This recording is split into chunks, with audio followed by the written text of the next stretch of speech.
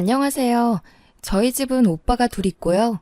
저랑 엄마 아빠까지 이렇게 5식구입니다.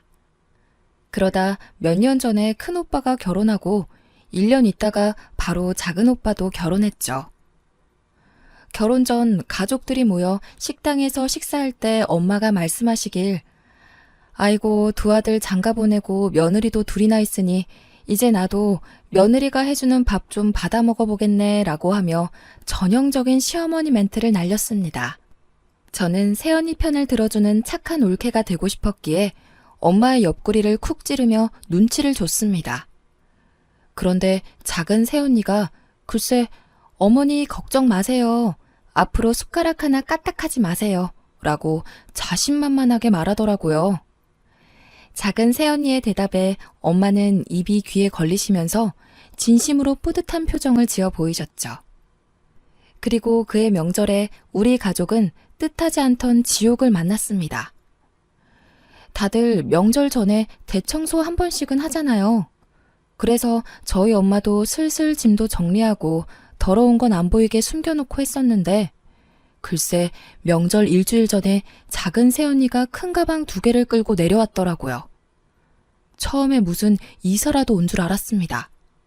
사람이 들어갈 만한 크기였거든요. 작은 새언니는 당당하게 청소가 필요할 것 같아서 자기가 전부 준비해왔다며 웃더군요. 엄마는 당연히 좋아하셨습니다.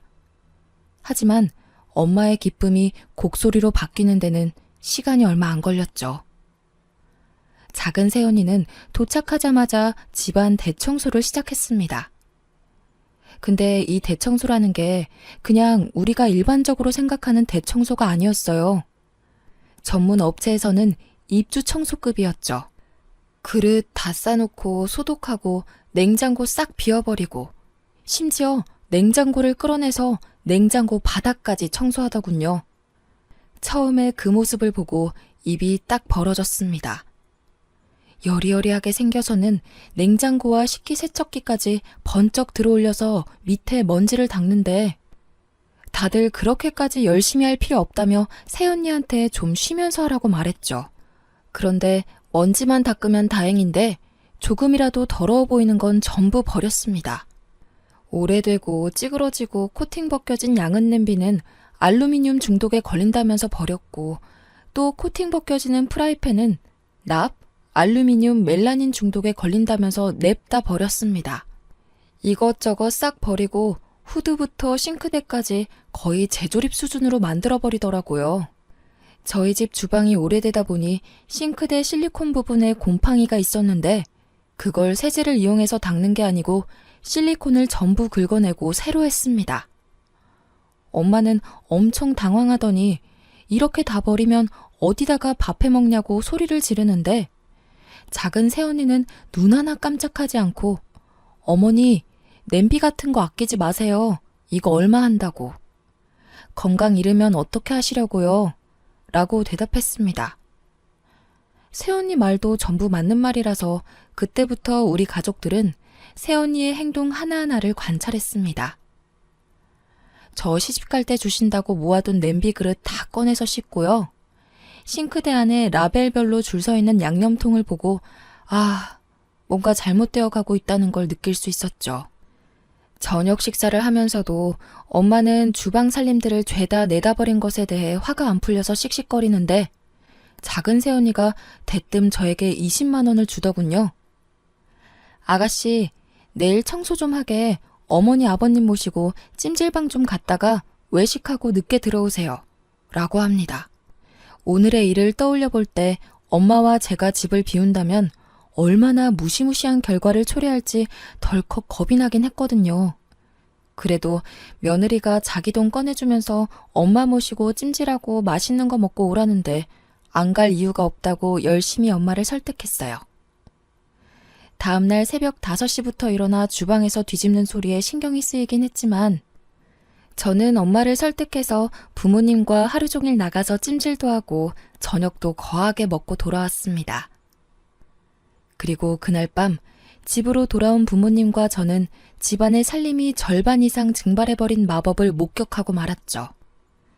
특히 엄마는 대문 앞에 내쳐져 있는 집안 살림들을 보며 망연자실했습니다. 지나가던 동네 사람들이 이 집 이사 가냐고 묻더라고요. 엄마는 기가 막혀 아무 말도 못하고 있고 이제껏 지켜보던 아빠가 화를 참지 못하고 새언니한테는 직접적으로 화를 내지 못하시고 작은 오빠에게 전화해서 난리를 쳤네요. 근데 작은 오빠 하는 말이 작은 새언니의 취미이자 특기가 청소라고 하지 않았냐며 자기도 결혼하고 보니 그만큼 우리 집이 더러웠다고 하더군요. 처음에는 적응이 안 될 수 있는데 막상 하고 나면 속이 시원해지고 후련해질 거라고 버려지는 물건의 미련을 빨리 버리라고 불난 집에 부채질을 하고 있는 거예요. 결국 그날은 그냥 넘어갔습니다. 물론 엄마는 밤새 잠 못 이루시고 들썩거리면서 화를 사귀고 계셨지만요. 다음 날 작은 새언니와 오빠가 집에 왔습니다. 엄마가 작은 오빠와 새언니를 거실로 부르셨어요. 며칠 사이 벌어진 살림살이에 대해서 본격적으로 화를 내시더라고요. 그랬더니 새언니가 핸드폰을 꺼내 청소 전 찍어둔 사진을 보여주며 어머니, 이런 기름때에 곰팡이 덕지덕지 된 곳에서 어떻게 사셨어요? 아버님 보세요. 식당에 갔는데 주방이 이렇게 기름때 있으면 그 식당에서 음식 사 먹고 싶으시겠어요? 먹는 건 그렇다 쳐도 위생적으로도 안 좋죠. 음식에 이런 거 하나 들어가 봐요. 그게 다 몸속으로 들어가는 건데. 라며 차근차근 따지는데 틀린 말은 하나도 없고 나름 논리적이라 엄마는 반박도 못하고 거품을 무셨어요. 아빠도 그냥 끄덕이고만 계셨고요. 엄마가 조용해지니 다음 화살은 저에게 날아왔습니다. 새언니는 저에게 다 큰 여자 방 꼬락서니가 그게 뭐냐면서 잔소리를 하더군요. 순간 짜증이 나서 남의 방을 왜 뒤지냐고 따졌어요. 그랬더니 작은 새언니 특유의 단호한 얼굴로 정말 너무 더러워서요 라고 하더군요. 결국 연휴 내내 새언니는 신들린 무당처럼 세제를 들고 날아다녔고 바퀴 달린 미니 크레인이라는 신문물의 도움을 받아 800ml짜리 냉장고를 끄집어내 10년 전 잃어버린 내 성적표를 찾아내는 기적과 안방 서랍장 뒤에서 아빠가 숨겨놓고 잊어버린 비상금을 찾아내기도 했고요. 작은 방 책장을 조심스레 드러내더니 그곳엔 오빠들의 직바꾸리 폴더에 담지 못했던 여자들의 사진을 발견하는 기적들을 행하셨습니다. 엄마는 언니가 버리면 다시 주워와서는 작은 새언니가 버릴까봐 다시 숨기는 숨바꼭질을 하더군요. 명절 때 엄마도 저도 부엌 근처에도 못 갔어요. 큰 새언니 역시 영문도 모른 채 싱크대 근처도 못 가고 피난 행렬에 동참했죠. 작은 새언니는 본인이 일하는 주변에 사람들 오는 거 정말 싫다고 단호히 선언했기에 온 가족이 작은 새언니 주변에 얼씬도 못했네요.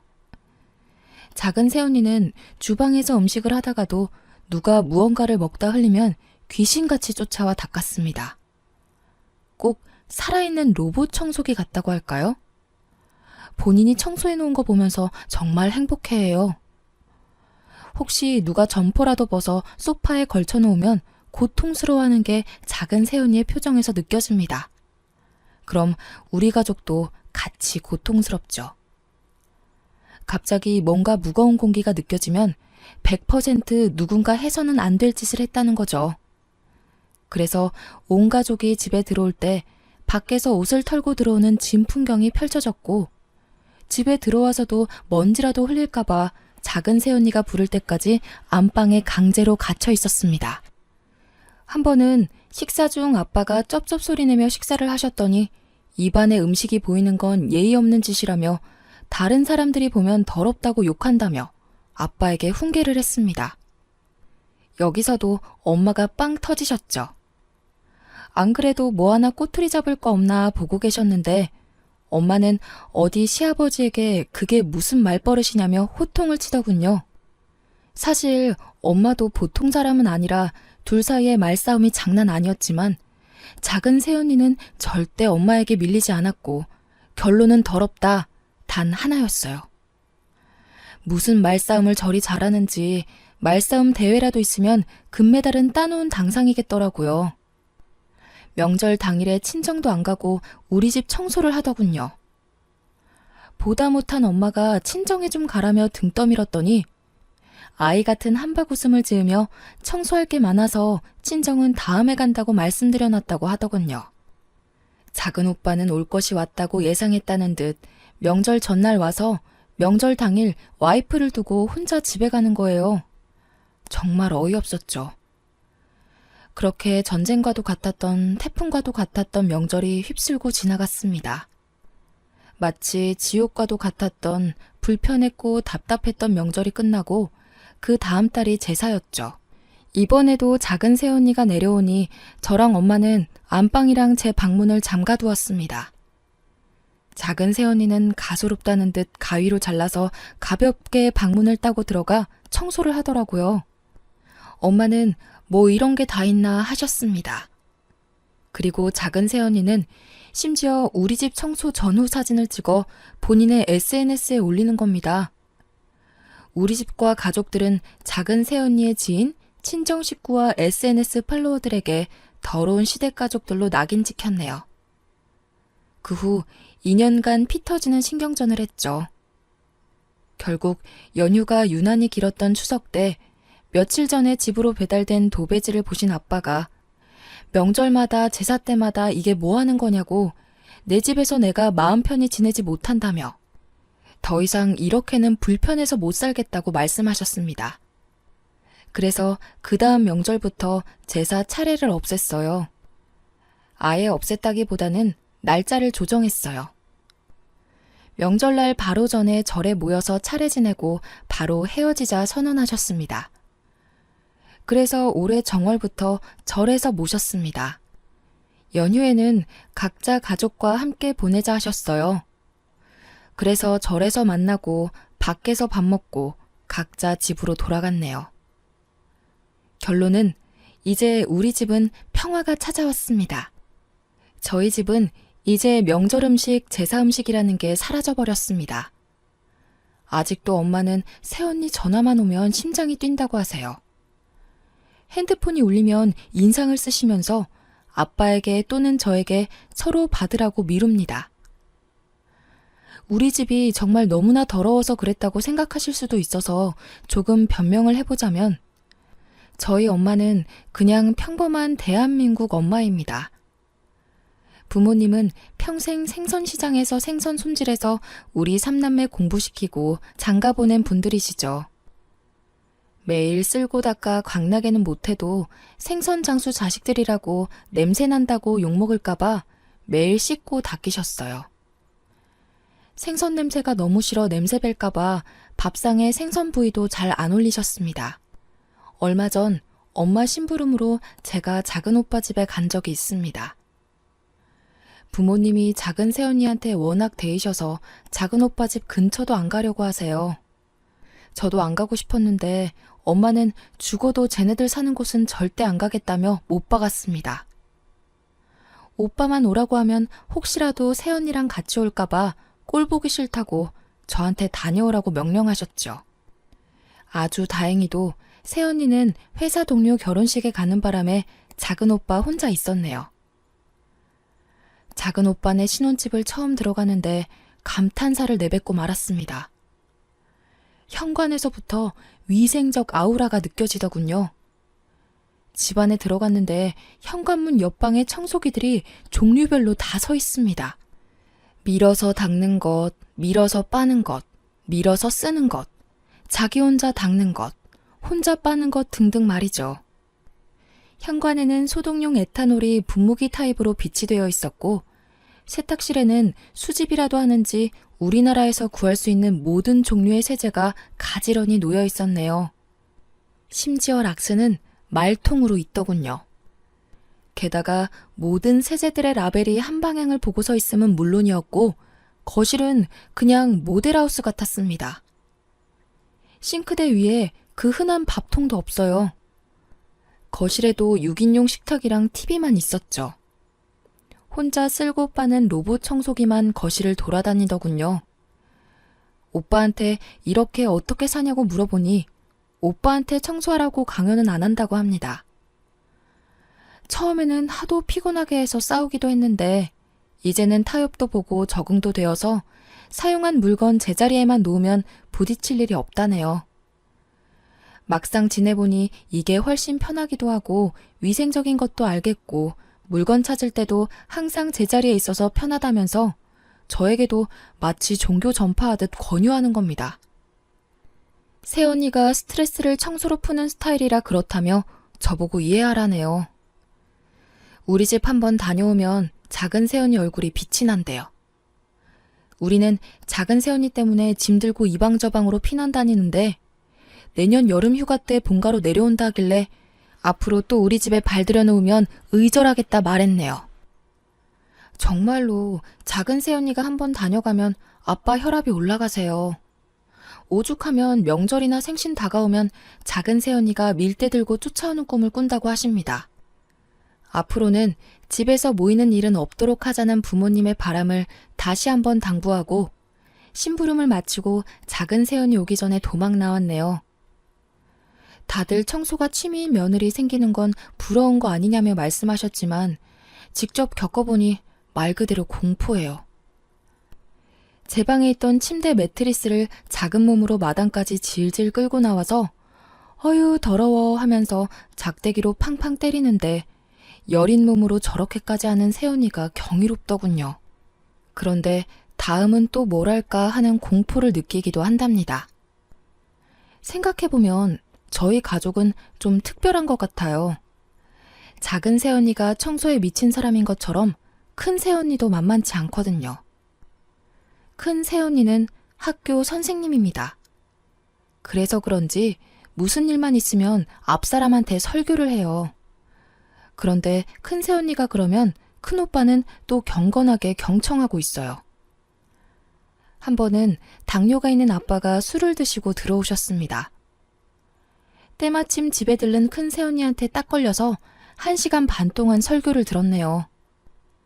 듣다가 아빠가 화가 나서 소리 지르면 아버님 화내지 말고 이야기 들어보라면서 술이 당뇨에 미치는 악영향과 그로 인해 약이 되는 각종 합병증과 합병증으로 생길 수 있는 집안 가족들의 상심에 관하여 심도 있게 설명했습니다. 입원 또는 수술이라도 하는 날에는 가족들이 간병에 관해서 미루다가 싸움 나는 집안도 있다며 별의별 예시를 다 들어주는데 아빠는 언니의 논리정연한 말에 반박하지는 못하고 그저 한숨 한 번 쉬고 힘들어하기만 하셨어요. 큰 새언니가 입을 한 번 열면 아주 그냥 박찬호급이에요. 다들 알겠으니 그만하라고 설득하면 아니요, 아직 덜 끝났어요 하면서 또 다른 예시를 들더니 하나하나 다시 설명합니다. 큰오빠는 제대로 조련되었는지 큰 새언니가 입만 열면 말리지는 못할 망정 경건하게 경청하면서 추임새도 넣어요. 더 웃긴 건 작은 오빠도 그런 큰 새언니를 욕했었어요. 시부모를 학생 보듯 한다고 그랬던 작은 오빠는 작은 새언니를 데려왔네요. 큰 새언니랑 작은 새언니랑 붙으면 누가 이길까요? 사실 한번 새언니 둘이서 붙은 적이 있어요. 작은 새언니가 락스를 생수처럼 쓰는 걸 보고 큰 새언니가 동서 나랑 이야기 좀 해 라고 입을 열었죠. 뭔 일이 나려나 싶어 온 가족이 긴장했네요. 하지만 새언니들의 싸움은 얼마 지나지 않아 작은 새언니의 완승으로 끝났습니다. 큰 새언니는 동서 락스는 독성 물질이 어쩌고 저쩌고 지나치게 사용하면 어쩌고 저쩌고 작은 새언니가 더럽지 않아요? 라고 말하고 큰 새언니가 하지만 락스는 독성가스가 어쩌고 저쩌고 말하면 작은 새언니는 깨끗하지 않아요? 다시 큰 새언니가 그래도 가족의 건강을 생각해서 어쩌고 저쩌고 라고 하니 작은 새언니가 그럼 형님이 하실래요? 제가 보고 배울게요. 라고 하더군요. 결국 큰 새언니가 미안하다고 하고 이렇게 허망하게 끝났네요. 그 뒤로 작은 새언니가 주방일 끝내고 돌아서면 큰 새언니가 바로 짐 챙겨서 식구들 몰고 청소 끝낸 방으로 들어갑니다. 무슨 대관령 양떼 목장의 양떼 같아요. 우리 엄마 아빠 평생 생선 팔아 과외시켜 좋은 대학 보내고 집 사서 장가 보냈더니 깔끔 대마왕 서장훈과 투머치 말 많은 박찬호를 데려왔네요. 두 분께 개인적인 감정이 있는 건 아닙니다. 그쪽으로 유명한 대명사라서 언급했습니다. 중간에 낀 저로서는 남은 엄마 아빠가 걱정인 거죠. 저야 시집 가면 벗어나는 거니까. 하지만 엄마 아빠는 새언니들과 앞으로 살아갈 날이 훨씬 더 많은데 두 새언니들의 확고한 고집이 꺾일 것 같지 않네요. 뭐 그 고집이 나쁜 쪽은 아닌 거니까 다 듣고 보면 틀린 말은 아니고 다 좋자고 하는 거잖아요. 본인들 고생하겠다고 시간 내서 저러는 거니 하루빨리 엄마 아빠가 새언니들을 인정했으면 하네요. 그저 시부모의 숙명으로 받아들이면서 잘 맞춰서 오래오래 스트레스 받지 않고 잘 지냈으면 하는 바람입니다. 하루빨리 우리 집에 평화가 찾아오길 바래요. 제 이야기는 여기까지입니다. 다들 행복하세요.